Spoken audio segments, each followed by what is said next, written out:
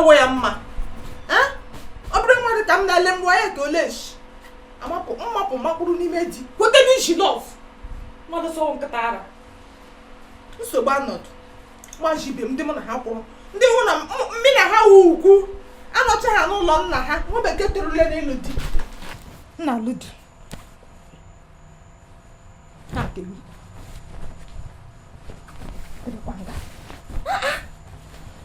gbalị arụ ka nwaanyị ọjọọ ele gbadoro m otu ma gị shiwuru nwaanyị ọjọọ ekwu m ụka amamụka ekwu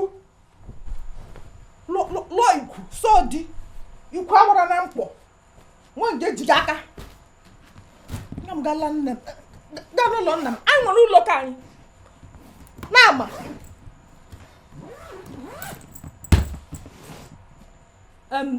ele gị alọshisikisa Imo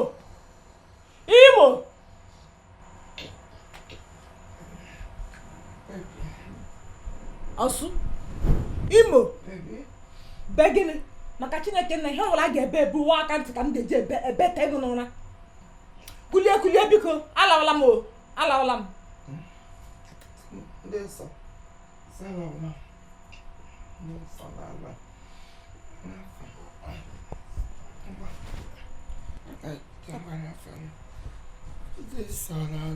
Imo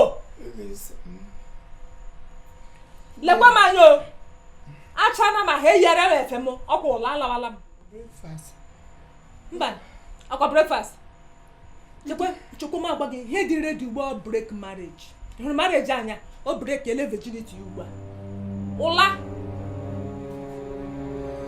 akwa ogu isi m jigere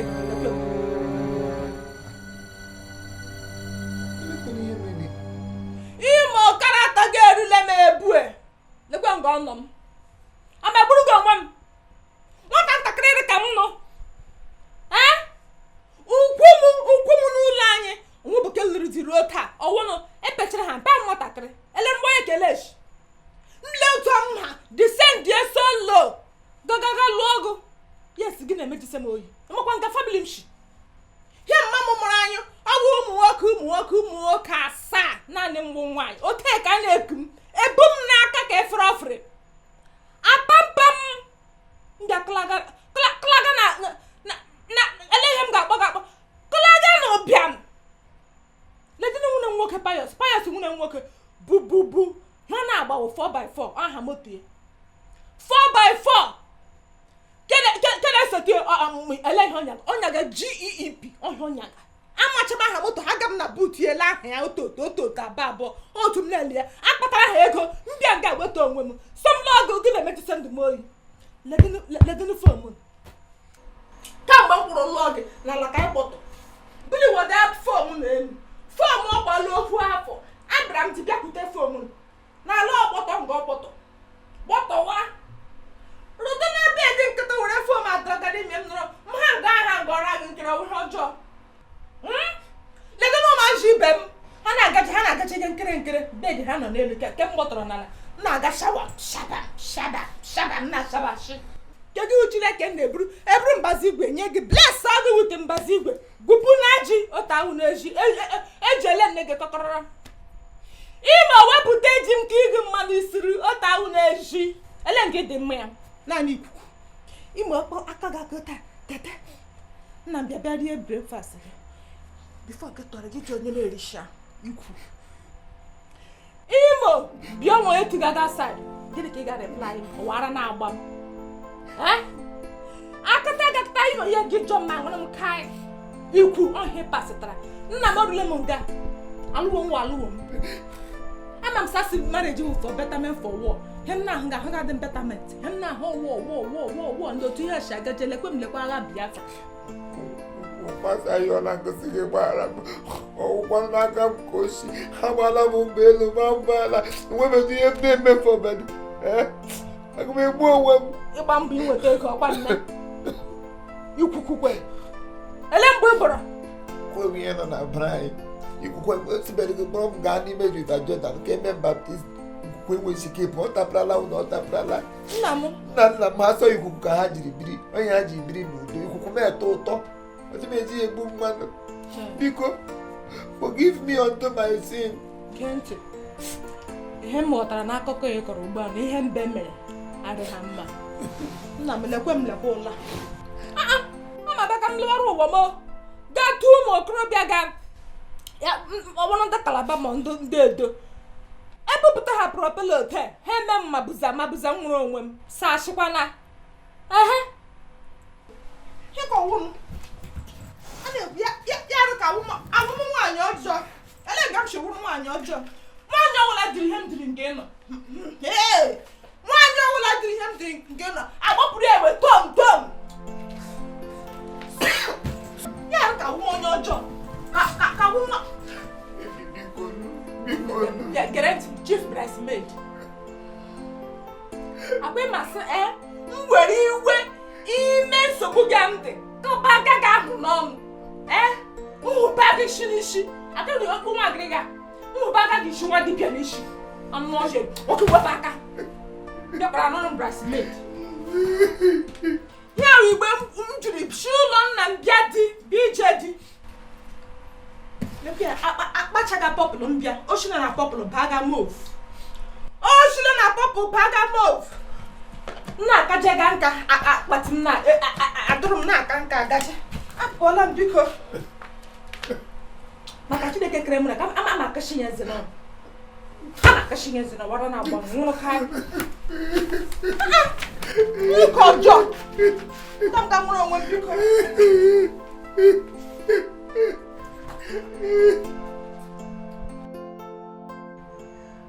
Mama imela o eze Jizọs ebe ị bupụrụla m ajọ mmụta mama imela o Chineke nna m imela ịgwọpụrụla m nsogbu ụwa m mama imela o bịa tọgbuola m o ebe iwere shovel grọshi gwọpụga m n'ime m mama daalụ kwago jiri aka gị chọrọ m ajọ mmụọ mama imela obinigwe nke atọ ihe ọwa otere Chineke onye na-aza nwa ogbenye ekpere nna m ịzala m ekpere kpee ego n'ụtụtụ kpee n'ehihie kpee ego n'abalị kpọkuo ogo sị gị nna biko gị bụrụ agolo ya tiri na-eguzo n'ụzọ m nna m push it away Chineke gị ji aka gị by myself to yourself gị ji aka gị ote were shovel crushing nkata ara ebiri akpọga m ya sọ gị igbu nna gị si ya ji aka ya ga-agba ogbe Chukwu nna ịwụ ọtọ ome ka gị ọtara ka gị omere ebe o shile nga onye na-agwa ọsị gwapụrụla m shi gwapụrụ m ajọ nwaanyị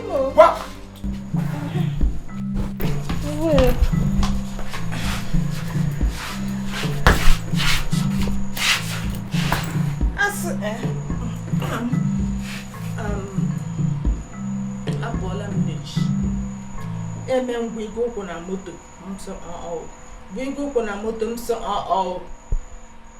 so Kraịst nọ na nwụrụ n'elu obe kpote n'isi nje anyị gbaghara anyị tụgharịa si ma mmehie adịghị mgbaghara ego nna m agbagharala gị nnọọ agbarala m o asịrịkwa ngụ gbaghara m leta ị ga-esi agbaghara m asị ngụ mgbe m yọga gị sa etighị m onye na-agbaghara m otu megata ego kwakwa nne ga tegakọrịkwa ebe echere tegụ ekwekwadị n'ụla ma gị biko eji m Chineke yọgụ otu m isi mgbe iwe pụọ chikwa otu m ị pụọla adị pụkwadana onye anyela m mgbaghara mmadụ mgbe m sị gị gbaghara m ime ịtapara gị n'obi ya tapadogwo ngwa agbaghara m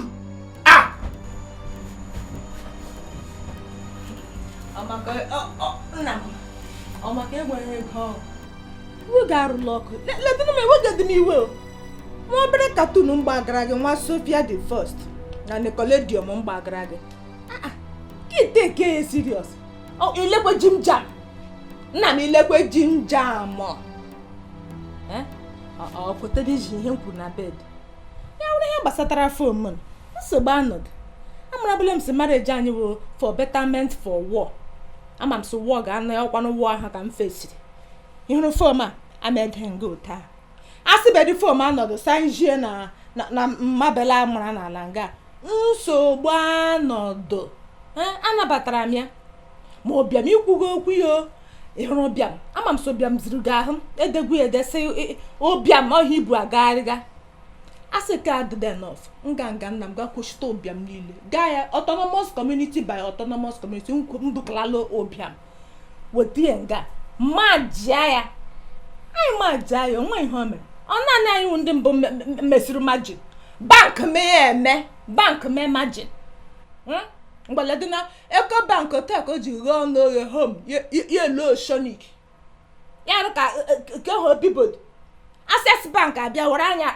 ra diamond si ya iguzo nga ahụ azachaga diamond ụtụkwa diamond okechi ya lo ya ọwụda anyị ndị isi m anyị ma ji obiam anyị bie in pieces maka Chineke kere m na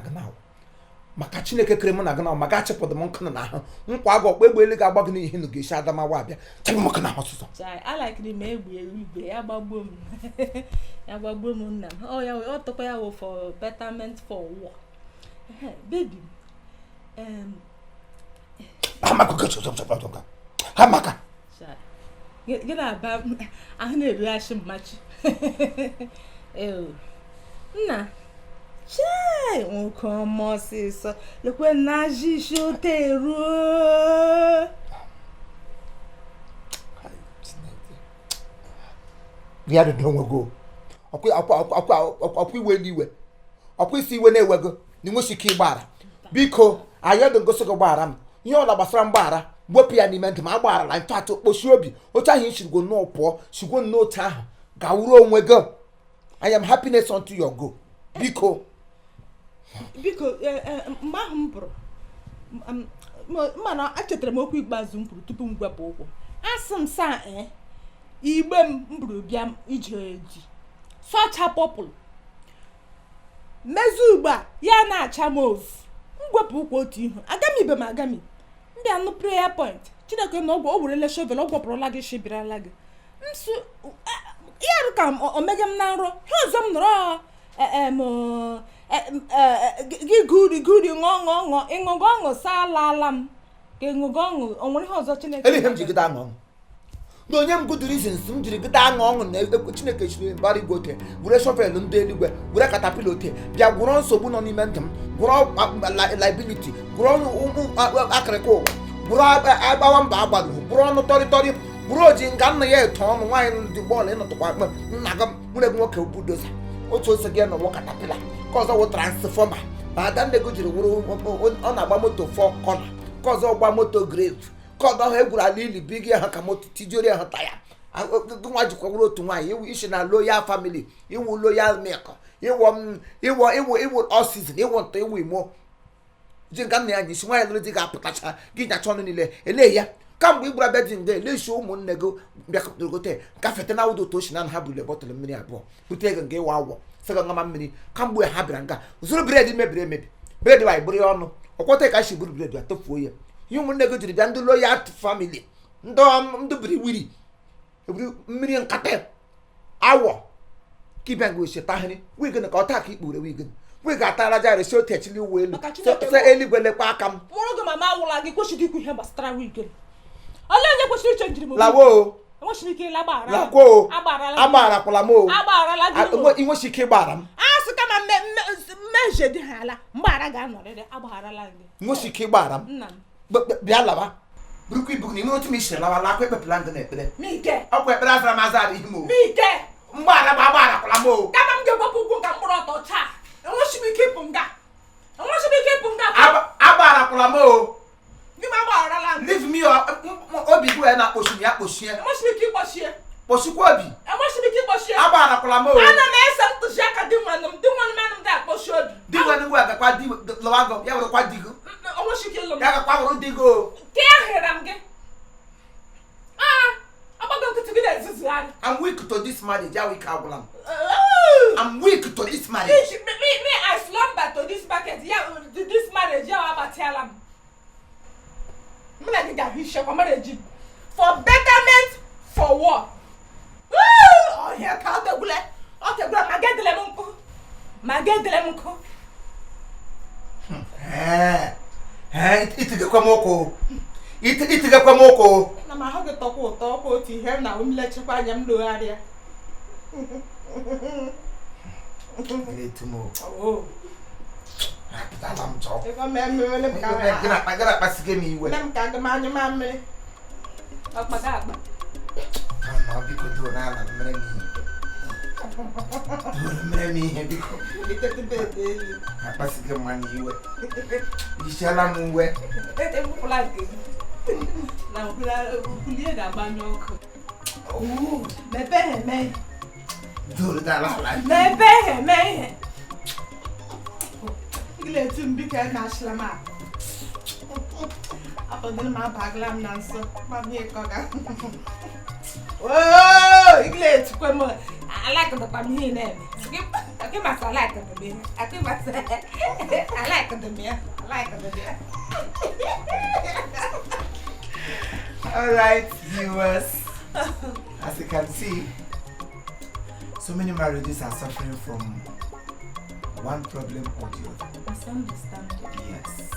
There's no family that does not have misunderstanding. What is you know only that by Canada he moves to family don't like us that he need it perfectly okay. No, that family is not. They're not telling you the truth. They are not telling you the truth. Mani here who told you that we are forgiveness. How can you harden your heart for your own self? Because the Bible said that two be made one. Yes. 1 plus 1 in God's own arithmetic is what? Is one. There's no two persons. You are her and she is you. Then the children around is also your fruit. So by the time you be able to find out your differences and then tackle it in unison, tackle it with maturity, that is when you will begin to answer husband and wife, and you will conquer all the troubles and dramas that will be coming your way. And always try to close your eyes to everyone's weakness. Eyes. And concentrate on those things that you love concerning the person and not the person's weakness. One eyes. My mother used to tell me even before I get married that marriage, you don't need to open two eyes. I was trying to get that proverb. But when I got married, I began to understand why my mother said, or why she keep telling me that marriage and yeah, only those areas. Because she might not be 100% okay. And he also might not be 100% okay. Not even might. He can never be 100% okay. Not only that, the two of you are total strangers. Strangers came together. So you don't expect the kind of upbringing she had or he had to be the same thing with yours. So there will always be misunderstanding, but you disagree to agree. Divided we fall and united we stand. Marriage is for better for worse. I am not passing money me back more. Come on, you got no way back home. The way you have and you walk away. You walk away in peace. What can money then and they settle the issue than they will prognosis. And don't walk away and start announcing it. Yes. It doesn't show maturity. Don't bring your marriage, your family on social media. Social media is not meant for your family. How social media So don't bring your family out to the world. You can always bring out the positive side, which people can emulate from you and then have a better change. But once it comes to something that has to do with your family foundation or your family differences, please, the best thing is for it to remain between two of you. Because both of you are adults, unless you are still children, because family on social media or bring it outside for people to. That's childish. You are still a baby. May God bless you as you keep on subscribing to our channel, keep on loving what we're doing. We may not be perfect, like we keep on saying, but we keep learning every day. We keep improving. We keep improving by the day. And today we stand here to pray for every family that is witnessing one challenge or the other. We pray that the good Lord who restores joy into people's home, He will restore your joy. Amen. He will give you the peace of mind. Amen. He will answer your prayers, every of your secret prayers. Amen. Whatever you are asking from God from now till the end of time, we pray that God will see you through and bless you beyond measure in Jesus' name. Amen. For those of you who are believing God for the fruit of the womb, this is your time. Double. Receive your miracle. Double. You will sing for joy. Double. You will sing for joy. Double. In Jesus' name. Amen. Again, before we close, do not accept anybody asking you to pay money on our sake. So many people have opened so many pages with Chiefimo's picture, videos and all that. Please, if it is a business, make sure you see me on video to be sure that you are talking to me. Any other person you are giving your money without being sure of the person you are talking to, at your own risk. At your own risk. More than you're going to give my number, confirm. Insist to see my face. Even if you see my face, you still call again and again to be sure. Because somebody can fake my face. It's possible. Everything is possible. God bless you all in Jesus' name. Amen. We love you.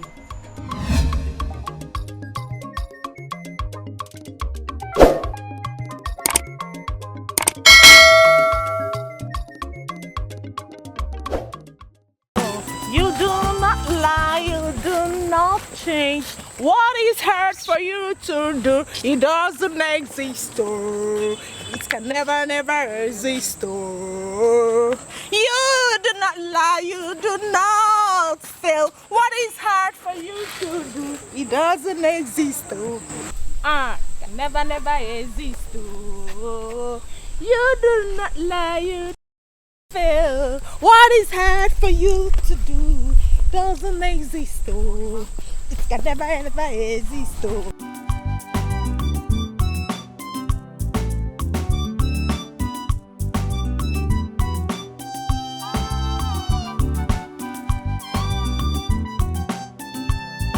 Oh!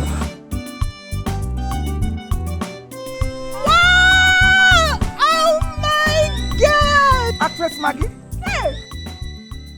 Actor Imo! Oh my God! Can I have a hug? Oh! Hi! Nice to meet you. Is this really you? Yeah. Wow! Oh my goodness! Yeah. I was on my way actually. I was coming out from my house. You have a, Oh, forget that's it. the car key? Yeah, I just got a little car. Yeah, I had a flat tire, so I got to park it somewhere. Oh, give me a flat tire. Ki kamumpa. Yeah, this is more important to me. Oh yeah, I get it. Yeah. So we're actually heading to. Oh, really? I just want to cross over there. Now, this country style fast food. Okay, you don't eat in the buka. Oh no, come I on. don't either. I am a celebrity. I can do that. Oh, please come on, Come on. Actress Maggie, I don't know. Can I get like 2,000, 3,000 change from you? I actually I don't know where I misplaced my ATM. Okay, you know the world has gone cashless. I don't move around with cash. Yeah, I've gone cashless. I just have my ATM here, you know. Okay, fine. I think I have my UBA card. You can just run a transfer for me while I. For my UBA app, I just deleted it. Not really a UBA, just from your bank. Oh, from my bank, I don't have my token here. Yeah, because you know I had to delete the app because of fraudsters everywhere, scam, you know, all of that. I just have to delete it. Please don't even go there. I shop. I do online banking. Okay, fine. There's ATM down the street. You can. That's what I'm trying to tell you. I deleted the app, my Fidelity app, my UBA app. I've all deleted it. And secondly, I don't even have. Okay, my Fidelity app is here, but I don't have my token. I must use token to do the transfer. Yeah. Okay, that's fine. I have a lot of money in my card. Just that I must have left it in the car or something. Oh no!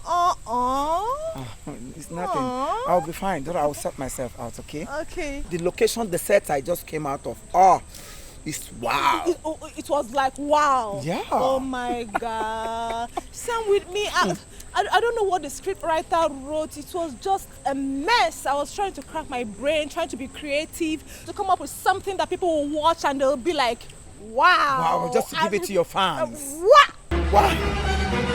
Oh my God. Imo. Actress Maggie. Everything okay? How do you mean? I mean your leg. Oh. Come off it. It choke. Oh my God. You love that slang? It shocked me. It choked me. It choked. I know. This, in social media these days, every celebrity, non-celebrity, in fact, almost everybody in the whole world, the whole men, and as a celebrity like me, even though I don't like it, it's pinching me so hard. But I have to wear it because I am a celebrity. You got to do what you gotta do. I gotta do what I gotta do. You know what? I love that. Oh my God. Oh, yeah. You know what I mean? Yeah. So I have to wear it because it's really paining me. But those, you know what I mean? But must you follow trend? Come on, what are you saying? I have to. Ah. Yeah, I have to. But what others are wearing are tiny chains, you know. Ah, no, come off it. This is me. I got to do what I got to do for people to notice me. Of course, you got to do what you got to do. From the moment I bought this chain, I stopped wearing trousers. Yes, I can't wear trousers again. I go on shorts so that it will be noticeable. Of course, you need to flaunt it. I know. That's it. That's it. Just come off it. Come That's off it. Maggie? Yeah? I want to hear me. Oh, this It's is trending. Oh, yeah? It's trending. I don't get it. You don't get it? Mm-hmm. If I on social media. Cream de la cream. Who is who? Oh! Oh! Oh! Forget my manners. Oh my God! Oh my God! I forgive you. Yeah, I used to see, sometimes when you go on social media, you see a lady, maybe. You know how to do it better. This way. Uh-huh. Uh-huh. We have a background musical. Uh-huh. I love...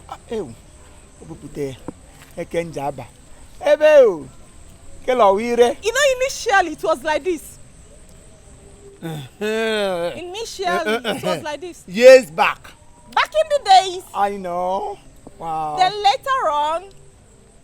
Okay. Anara keke. Now. Ew. Ogbotorola. In the next century to come, I got botowazi dire naka. Di bucket kwonye. Ara putazie ya ato. Towel jacket. Oh, come on. Oh, come on, Peter. Anyway. Don't even go there. Anyway, we can't kill ourselves because I cannot kill myself by myself alone. I just have to be happy. Maggie? Yeah? Onye no go to crow to Nazi. Big upstairs, small upstairs. What happened to your back? Oh, this? Uh-huh. Like I said before, it's trending. Ochi. It's trending, you know, Chano. I don't know you with the big bum bum. How come? Now you know me with the big bum bum. How go? Aholia. Umaji bemu ote kochi ha hawo. Nani mumu mi ke ma gina ewu. Nani nguzuro otem se mere mi eme. I said no. I got to meet up. I'm a fat collector now. I collected fat here and deposited here. So I go to house from house, collect fat, I deposit here. Do you have fat? Wait a minute. Let me get something straight. You mean the whole fat in your tummy? I'm a shire. But you get notch. Oh, talk all day. Go live on a fat to bargain in a way not. Macachineke no. I forgot somehow. Like notch. You don't need it. I need it. Hey, we may be taller. Chirekwe, go la fat no ba me shiri adoyi notch. Oda anye Ghana. Well, when many of them. The doctor said, make a lie down like this. If I call him for phone, I go ask him. time to rise as him for where Mabrunga. I wore more. Mogashi. Na Easter Sunday say Christ arise. I'm just am rise when I heard you knock at that. Hey, Ndakwa That's all the same. Aflant ga kwa mia. Oto aha oto krotu. Aflant ga mia. Hey, nge se picture ba le ko tum ga na je se picture. Ada kwa mo na slow motion. Nzoya. Wow. Hey. Nzoya. Wow. Mote. Oh. Kim on nwa. Ebe gi gbonru. Kiri ha na akpakwan beliti go. Magi cob. Oh magi cob. Ebe. Na Ere kwa mi ere. Okire kwe magi cob. Ere magi cob. An ma hukwa ndi na ere onye obula rie.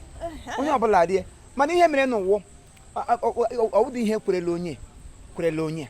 Mana ima nsogbu anyị na-enwe anyị wo mmadụ wo. Sometimes because people are doing, we don't even know if it fits us or not. We go follow just because we want to meet up. We want to follow trend. Follow spirit. That this person, Nkechi did it, he work for Nkechi, doesn't mean that Amara go did it and he go work for Amara. So many people will do, if it demo. Manakega. Hey, anyway, it's done. Yeah, we email you. Him nap each. Oh, because you don't allow God to direct you himself.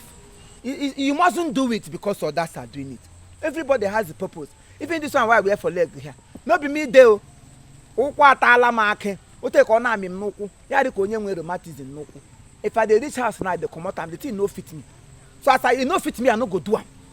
Because so many people are looking up to us. You are a celebrity. You are a role model to so many families. You are a role model. Even small children, they are following you. So each time they come to your page, give the other time I saw you, give picture patana nation. What put their nation? Are you okay? Must you do it? Ndozo wugini. How celebrity? Mama come celebrity. It was celebrity. Who do he mustn't buri habu. What you watching naga hojena? Before in the next few years to come, when the repercussion will come. It may not come to them, but to you because it's not your calling. It might come. Na me siga repercussion. Come abia putele ma abia putele. Oh, huna. Come. Akola ga akola. Oh, you see it. I keep telling people that you mustn't do what others are doing. That you are celebrities doesn't mean you should do what every other celebrity is doing. Sometimes follow your lane. Maintain that lane. God have a purpose of calling you into that ministry. Because you don't even know the reason they are doing it. Yes. You mustn't do it. You don't even know who asked them to do it. Since I put it on, I've been working like a kokomoto jammer. In the night I no go sleep. Because it's too heavy on me. It's not my thing. It's not my calling. I should follow my lane. Small children, they follow us. As I day like this, I don't feel come out close for where my fellow women. Kem kreni made teacher from Kem Kekwasarane. Eliza Nemo. The one where they inside they pass this, so this one are the one, not the visible one, the invisible one. Ebe! Oh. I don't know make ye. Okay, you pass on Ike. I'm go to the now essential medium. I go look for essential medium. Because you say other people own it come up well like Jeep. Kegada. My own utro. I'm saying no. I have to do my correction by myself alone. Kigazrochi. You see it? Everybody will give account of his or her mislead. Because God making you a celebrity is not for you to mislead others. Remember, there are small children, like I said before, that are following you. Each time they come to your page, what do they learn? Whatever you do, they will follow. They will say, yes, after all, the other person did it. This cloth I'm wearing is for Abonko in Abonma's family. This shoe is from Onwike. This bag. Is it not this bag that Agame Badi Manaka carried? I must buy it. Even when you don't have the money, you will go and steal, or you will go and do one or two to get it. We are signboards to a particular destination, and when the signboard misleads people that are reading it, you come and answer for it. So please, my advice or my candidate advice. Candidate to be there. My candidate advice to everybody that is listening to me is maintain your lane. Follow who no road, brother. Follow who no road. Ocha adaponga. If your nyashi fall off here, makachuku ngoko zowa ya mini awufisha. Zowa ngure mo ngwe ma wudum longa. I see that zowa go zowa. This is not Maggie. This is not me now. Oh, you do nyashi, you know say make you do breast or bagote. I never breastfeed my children finish. This one them important. Get happier. These people were pumpy. I don't know how they want to breastfeed their children. You go ask whether they want breastfeed.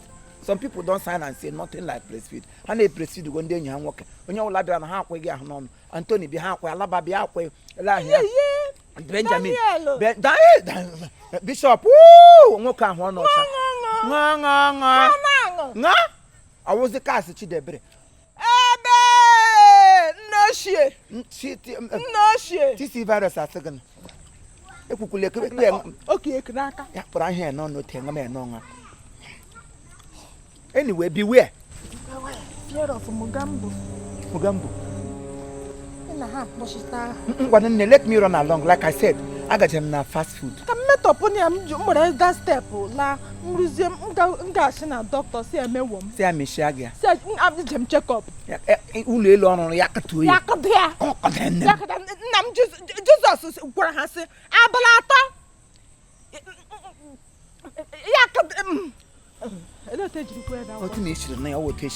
Let me run along. I need to catch up with another job after mass production. Okay. I just finished this one. I need to go into the next. I have like 5 scripts, you know. Good. So, see you later. See you. Okay. Not even a hug. Yeah. Oh no, don't do that.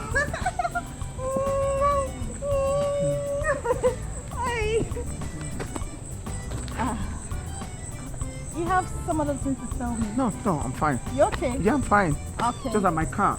I'm feeling just I don't know where I parked it, but it's okay, it's fine. Okay. Yeah. I move. Oh. I move. It choke. It choke. Oh.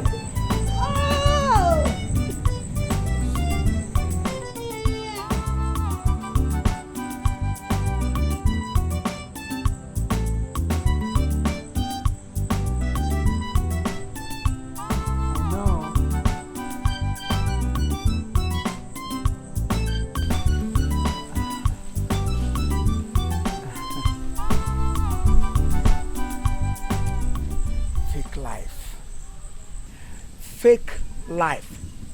He has destroyed so many families.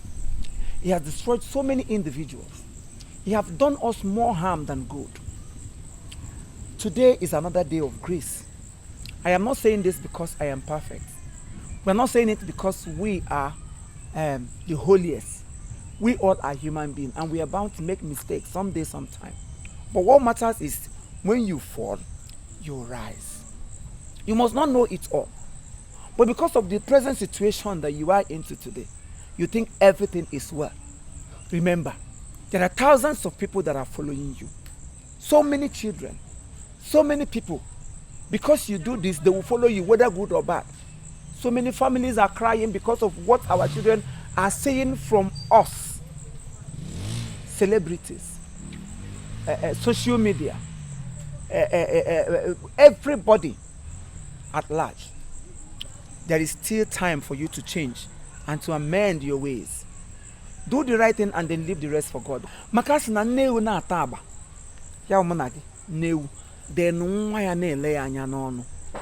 Ya our viewers. Ka ichide n'ụtụtụ achụbe ewu ojii tupu cha na-eji. Don't do because he did. Don't do because she did. The way it's working for her is not the same way it's working for you. Be yourself. Maintain your lane. When you wake up in the morning, pray to God. God, give me my daily bread. And you see him blessing you, no matter how small it's coming. Keep on pushing. Also push until something happens.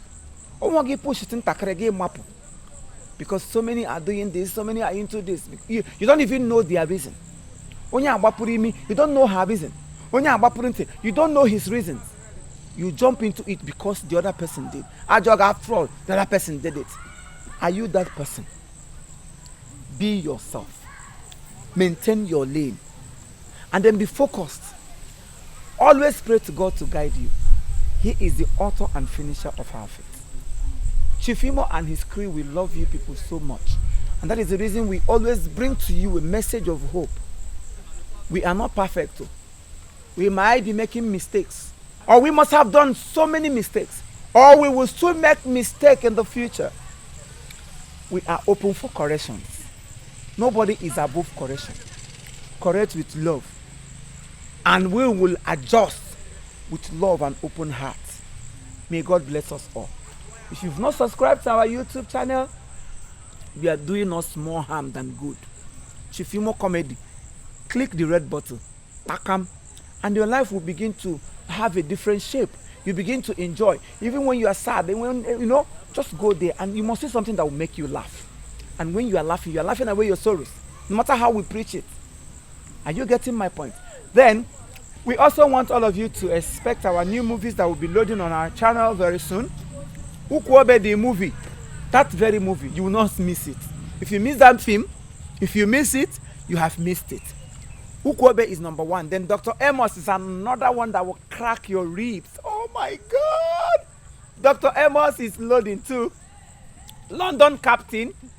My Sister's Act. Oh my God! Ah! Damn the devil. We love you all. Follow us on Instagram at Chief Imo. Then our Facebook, Korea.